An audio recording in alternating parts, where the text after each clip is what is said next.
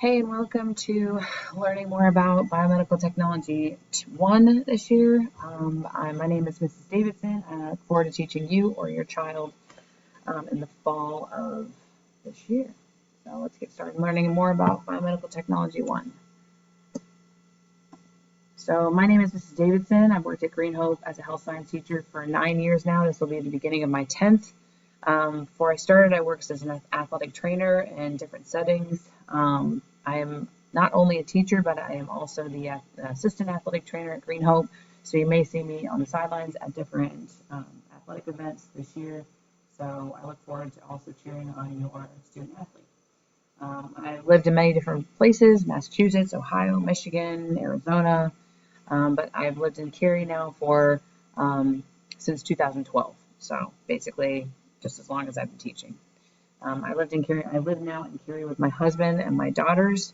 My daughters' names are Brooke and Riley. I just had a baby last year, and I also have 2 pets, a cat and a dog. My expectations are usually pretty high. I want students to be informed about the biomedical field and allow them to learn also to observe the opportunities for healthcare profession. So in this course, they're going to be investigating current medical and healthcare practices using technologies and advances in healthcare. Topics include, but are not limited to, forensic medicine, infectious disease, organ regeneration, cell cancer, animal research, vaccination, and cloning. This is my course syllabus. Your son or daughter or you will be able to access this at the beginning of the school year on Canvas.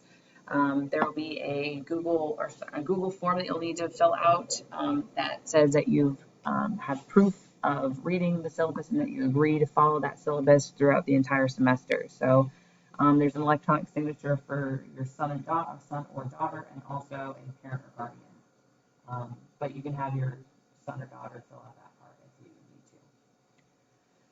So again, like I said, the syllabus can be accessed on the Canvas site, and there will be a Google form that you can access through Canvas in order to get an attestation that you actually read it and will follow it.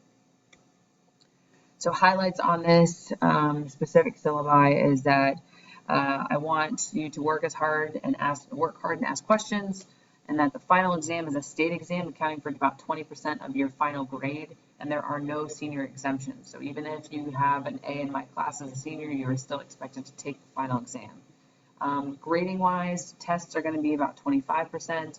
Major projects, which are honors projects in this course, are going to be 40%, and you need to complete 3 by the end of the semester. Minor projects include kind of course material projects. So we have a forensic science project, we have a cell and biology analogy, cell biology and cancer analogy project. We also have an animal research project. But of course, make sure you're kind of following along with that, as well as doing the major projects. And quizzes are going to be 15%. So if you have any questions, obviously email me. But here's my contact information. So again, if you do have any questions or concerns, please email me.